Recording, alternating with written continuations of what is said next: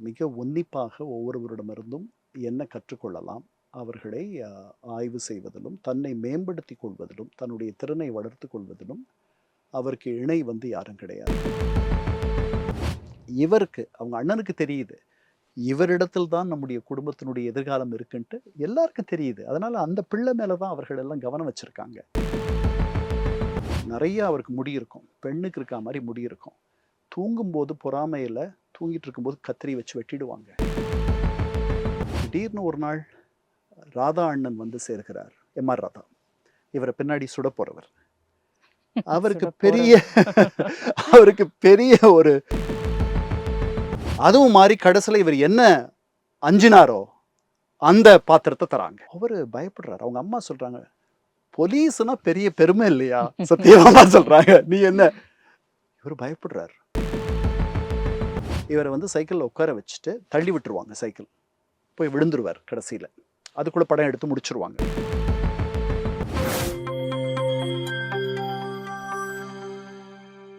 நியூஸ்பிக்ஸ் India நேயர்களுக்கு வணக்கம். எம்ஜிஆர் அவர்கள் ஆரம்ப கட்டத்துல காங்கிரஸ் இயக்கத்தோடு தன்னை தொடர்பு படுத்திட்டு இருந்தார் ஐடியாலஜிக்கலா. அவர் திராவிட உலகத்துக்குள்ள வந்தது எப்படி? அதுல இருந்து நம்ம ஆரம்பிக்கலாம் சார். காலத்தினுடைய கட்டாயம் அப்படின்னு தான் நான் சொல்லுவேன். அவர் மிகப்பெரிய காங்கிரஸ்வாதி. காந்தி அடிகளால பெரிதாக ஈர்க்கப்பட்ட பல கோடிக்கணக்கானவர்களில் ஒருவர் அவர். அவரே அவருடைய சுயசரிதையில சொல்றாரு, ஏன் காங்கிரஸ் இயக்கத்திலிருந்து அவர் வெளியே வரார் அப்படின்ட்டு. அதற்கு அவர் சொல்ற காரணம், நேதாஜி சுபாஷ் சந்திரபோஸ் அவர் காந்தியினுடைய வேட்பாளரை தோற்கடித்து விட்டு வருகிறார். அவருடைய தோல்வி, பட்டாபி சீதாராமையாவின் தோல்வி என்னுடைய தோல்வின்னு காந்தி அறிக்கை விடுறார். அதுக்கப்புறம் நேதாஜி சுபாஷ் சந்திரபோஸ் தலைவராக வந்த பிறகும் அவர் தலைவராக இயங்குவதற்கு அவருக்கு பல தடைகளை அவர் ஏற்படுத்துகிறார். அவர் அந்த கட்சியை விட்டே வெளியே போயிட்டு தனியாக ஃபார்வர்ட் பிளாக், ஒரு முற்போக்கு அணி அப்படின்னு தொடங்குறார். அது அது அது அவ்வளவு சரியா எனக்கு படலை அப்படின்னு சொல்றார். காரணம் அது ஒரு காரணமாக சொல்லுகிறார். அவ்வளவு நுணுக்கமா அரசியல்லாம் பின்பற்றிட்டு இருந்திருக்காரு அந்த காலத்துல. ஏன்னா அவரு வறுமையின் பிடியில் இருந்த காலகட்டம். அதாவது படிக்கல, அவர் பள்ளிக்கூடம் போய் படிக்கல. ஆனா இந்த விஷயங்கள்லாம் பரவலா அவர் தெரிஞ்சு வச்சிருக்கிறது ஒரு அதிசயமா தான் அவர் இருக்கு ஒரு சார். பெரிய ஒப்சர்வர். மிக உன்னிப்பாக ஒவ்வொருவரிடமிருந்தும் என்ன கற்றுக்கொள்ளலாம், அவர்களை ஆய்வு செய்வதிலும், தன்னை மேம்படுத்திக் கொள்வதிலும், தன்னுடைய திறனை வளர்த்துக் கொள்வதிலும் அவருக்கு இணை யாரும் கிடையாது. அவருக்கு திரைத்துறையில தெரியாத செய்திகளே கிடையாதுன்னு சொல்லுவாங்க. கேமரா கோணம் எப்படி வைக்கணும், அதுக்கப்புறம் லாங் ஷாட்டா, அதுவா இதுவான்ட்டு அதில் இருக்கக்கூடிய எல்லா நுணுக்கங்களும் அறிந்த அவரே ஒரு பெரிய ஒரு அற்புதமான இயக்குனர் என்று சொல்பவர்கள்லாம் இருக்காங்க. ஒரு பாட்டில் எந்த வரியை போடணும், எதை எடுத்துடணும்னு தெரிகிற அளவுக்கு அவருக்கு இதெல்லாம் தானாகவே அவர் ஒரு சுயம்பு. அதனால அவர் காங்கிரஸ்ல இருந்து வெளியே வந்தது என்பது 7 வயதுல அவர் போய் மதுரை பாய்ஸ் கம்பெனியில் சேர்றார். அந்த கம்பெனியில் 7லிருந்து கிட்டத்தட்ட ஒரு 17 வயது வரைக்கும் 10 ஆண்டுகள் அந்த கம்பெனியில் இருக்கார். அதில் அவர் சின்ன சின்ன வேடங்கள், ஒரு கூட்டமாக நிறைய பேர் நிற்கிறது, அதில் ஒரு ஒரு பையனாக நிற்கிறதுன்றதில் தொடங்கி வெண்கொற்ற கொடை வச்சுட்டு நிற்கிற 2 பிள்ளைகளில் ஒரு பிள்ளையாக நிற்கிறது அந்த அரசருக்கு அப்படின்றது மாறி, அதுக்கப்புறம் இந்த அரசனாகவே வேடமிடுறது, இப்படியெல்லாம் படிப்படியாக அவருடைய வளர்ச்சியை நாம் பார்க்கிறோம். அவருக்கு ஒரு பெரிய வசீகரம். அவருடைய தோற்றம் அவங்க அண்ணனும் இவரும் 2 பேரும் ஒன்றா தான் போய் சேர்றாங்க. ஆனால் அவங்க அண்ணனுக்கு தெரியுது, இவரிடத்தில் தான் நம்முடைய குடும்பத்தினுடைய எதிர்காலம் இருக்குன்ட்டு எல்லாருக்கும் தெரியுது. அதனால அந்த பிள்ளை மேல தான் அவர்கள் எல்லாம் கவனம் வச்சிருக்காங்க. அந்த பிள்ளை மேல தான் முதலீடு செய்கிறார்கள். அதே மாதிரி மதுரை பாய்ஸ் கம்பெனிலையும் இவர் படிப்படியாக வளர்ந்து ஒரு இடத்த எட்டுகிறார். 10 ஆண்டுகள் 17 வயதுல பின்னாடி அந்த இதெல்லாம் சொல்றாரு. எவ்வளவு பொறாம இருக்கும் அந்த அவருடைய வயது ஒத்த சிறுவர்கள். அதுக்கு பேரே மதுரை பாய்ஸ் கம்பெனி தானே. அதில் நிறைய அவருக்கு முடி இருக்கும். பெண்ணுக்கு இருக்கா மாதிரி முடி இருக்கும். தூங்கும்போது பொறாமையில் தூங்கிட்டு இருக்கும்போது கத்தரி வச்சு வெட்டிடுவாங்க. அப்படிலாம் எழுதுறார். அவர் ரொம்ப அழகாக இருப்பார். அவருக்கு பெண் வேடம் போட்டால் பார்த்துட்டே இருக்கலாம்னு நினைக்கிறேன். அந்த மாதிரி 17 வயதில் அவருக்கு இவருக்கு வந்து ஆசிரியராக அந்த மதுரை பாய்ஸ் கம்பெனியில் ஆசிரியராக இருக்கக்கூடிய கந்தசாமி முதலியார் அவருடைய மகன் வந்து முன்னாடி பெரிய பெரிய மிகப்பெரிய திரை நட்சத்திரமாக வந்தார். எம்கே ராதா அவருடைய காலில் எம்ஜிஆர் விழுவது அந்த படமெல்லாம் இருக்குது முதல்வரான பிறகு. ஏன்னா அவங்க எம்கே ராதாவை ஒரு அண்ணனாக பார்த்தார். எம்கே ராதாவினுடைய தந்தையார் கந்தசாமி முதலியார் ஆசிரியர். அவர் தான் அந்த கதையை எழுதி இவர்களுக்கு பாடம் நடத்துறது, எப்படி அந்த வசனத்தை சொல்லணும், எப்படி நடிக்கணும்ட்டு. அதனால் அவங்க வந்து ஒரு பெரிய ஒரு குரு ஆசான் இடத்துல இருக்கிற ஒருத்தர். அவங்க கிட்டலாம் அவர்கள் எப்படி ஒரு விஷயத்தை அணுகிறாங்க இதெல்லாம் பார்த்து அதை நுணுக்கமாக தெரிஞ்சு அதெல்லாம் படிச்சுட்டு வர்றார். அப்போ அவருடைய சரிதையிலேயே எழுதுறார். திடீர்னு ஒரு நாள் ராதா அண்ணன் வந்து சேர்கிறார். எம்ஆர் ராதா இவரை பின்னாடி சுட போறவர். அவருக்கு பெரிய அவருக்கு பெரிய ஒரு பங்கு தரலைனா கூட இவ்வளவு சின்ன பங்கா இருந்தாலும் அதுதான் அந்த நாடகத்தினுடைய பிரதான பங்காக மாற்றக்கூடிய ஒரு ஆற்றலை பெற்றவர் அவர். அவர் வந்தார்னா அந்த திரை கொட்டகையே வந்து அப்படியே அதிரும். அவர்கிட்ட இருந்து நான் நிறைய கத்துக்கிட்டேன் அப்படின்னு அப்படி எழுதக்கூடிய ஒரு மனது அவருக்கு இருக்கு. இது வந்து துப்பாக்கி சூடு நிகழ்ச்சிக்கெல்லாம் பிறகு அவர் எழுதுகிற சுயசரிதை தொடர்ந்து 2 ஆண்டுகள் ஆனந்த விகடனில் நான் ஏன் பிறந்தேன்னு தொடர் கட்டுரையா அவர் எழுதினது. அப்ப எவ்வளவு பெரிய மனசு இருக்கணும் அதை சொல்றதுக்கு. 17 வயதுல இந்த இவங்களுடைய ஒரு கதையை முதல்ல எடுக்கிறாங்க. அந்த கதை தான் சதி லீலாவதி. மதுரை ஒரிஜினல் பாய்ஸ் கம்பெனியினுடைய கதை, கந்தசாமி முதலியாருடைய கதை. அதே மாதிரி பதிபக்தின்ட்டு இன்னொரு படம் வருது. ரெண்டும் ஏறக்குறைய ஒரே கதை. இந்த கதையினுடைய ஆசிரியர் யாருன்னா ஆனந்த விகடனுடைய ஸ்தாபகர் எஸ் எஸ் வாசன். அவங்க மகன் வந்து 2 படம் எடுத்திருக்காரு எம்ஜிஆரை வச்சு. நான் நினைக்கிறேன் சிரித்து வாழ வேண்டும் அவருடைய படம், அவர் டைரக்ட் பண்ண படம் பாலசுப்ரமணியம். இதய வீணையும் அவருடைய படம் தான் நினைக்கிறேன். எஸ் எஸ் வாசன் அவர்களுடைய மகன் பாலசுப்ரமணியம் தவறிட்டார். அவருடைய மகன் தான் இன்னைக்கு இருக்கார், ஸ்ரீனிவாசன் சொல்லிட்டு. அவர் தான் நிர்வாக இயக்குனராக இருக்கார். எஸ் எஸ் வாசனுடைய கதை இது வந்து கோர்ட்டுக்கு போகுது. ஒரே கதை. இந்த கதையை வந்து எஸ் எஸ் வாசன் வந்து அங்கிருந்து எடுத்துட்டார். பிளஜரைஸ்ன்னு ஆங்கிலத்தில் சொல்லுவாங்க. அந்த மாதிரி என்ன நடக்கும்னு தெரியல. இதுக்கிடையில் இவருக்கு வந்து இவர் வந்து இவருடைய நாடக கம்பெனியில் ராவுன்னு ஒருத்தர் இருக்கார். அவர் வந்து போலீஸ் இன்ஸ்பெக்டராவோ போலீஸாவோ வேஷம் போட்டார்னா உண்மையான போலீஸ் தோத்து போயிடுவாங்க. அவர் அதுக்காகவே பிறந்த மாதிரி இருப்பார். அந்த மாதிரி நம்மளை டைப் பண்ணிடுவாங்க. இதே இந்த ரோலுக்கு மட்டும்தான் பொருத்தமான ஆள் இவன் சொல்லிடுவாங்கன்ட்டு பயப்படுறாரு. அதனால அந்த வேலையை மட்டும் நம்ம எடுத்துக்கவே கூடாது. 17 வயதில் அவருக்கு அது தெரிகிறது.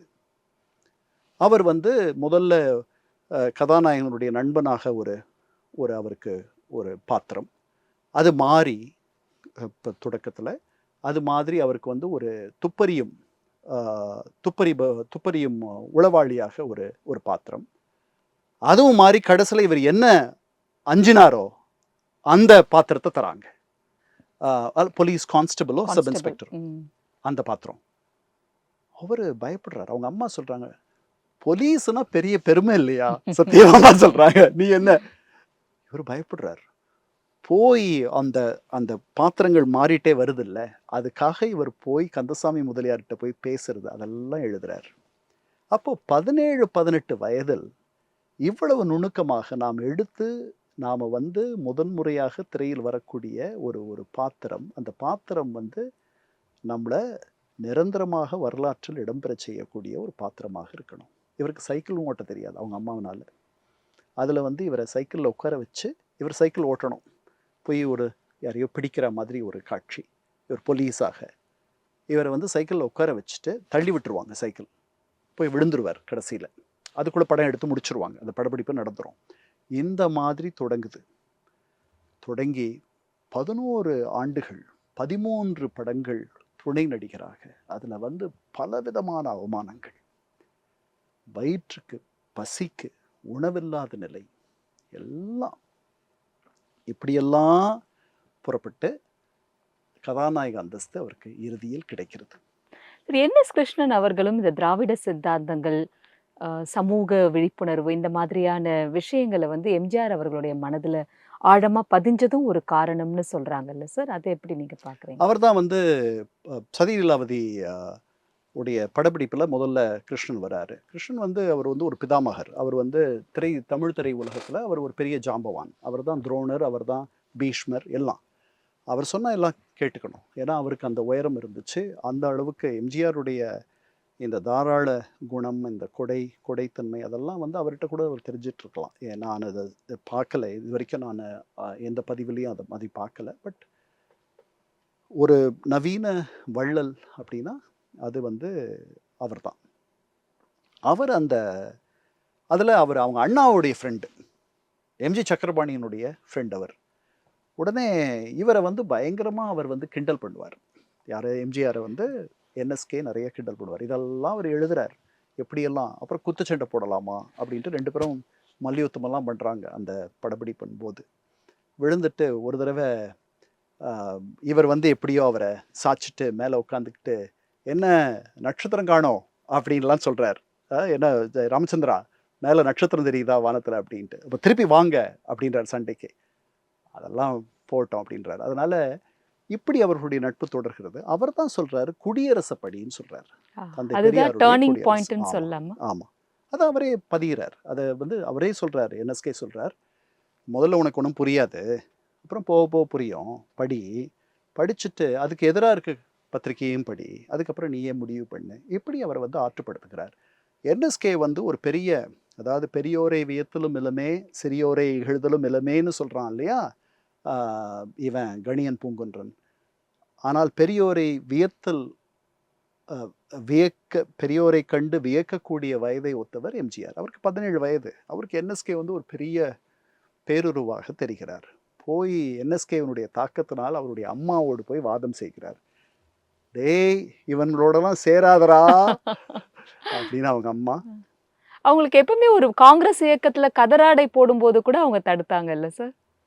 ஒரு பயம் இருந்தது. ஆமா, அவர்களுக்கு அவங்க பிள்ளைகள் மேல எந்த அம்மாவுக்கு வந்து பொது வாழ்க்கைக்கு பிள்ளைகள் போகணும்னு நினைப்பாங்க? அவர்களுக்கு பிள்ளைகள் தானே. எவ்வளவு வயதானாலும் அந்த பிள்ளைகள் மேல ஒரு அன்னைக்கு இருக்கக்கூடிய ஒரு அன்பும் மயக்கமும் அந்த பாசமும் அதுதான் தொப்புள் கொடி வருவார். ஸோ அதுக்கப்புறம் அம்மாவுடைய எதிர்ப்பையும் தாண்டி திராவிட இயக்கத்தோட அவர் தன்னை இல்லை, அது அப்போ நடக்கலையே. அதுக்கப்புறம் அது எப்போ நடக்குது? 1953 நடக்குது. உங்களுக்கு ரொம்ப நாளைக்கு பிறகு நடக்குது. 17. அப்போ படிப்படியா அவர் அதுக்குள்ள போக போகிறாரு. அதுக்கப்புறம் அப்போ 17 வயது.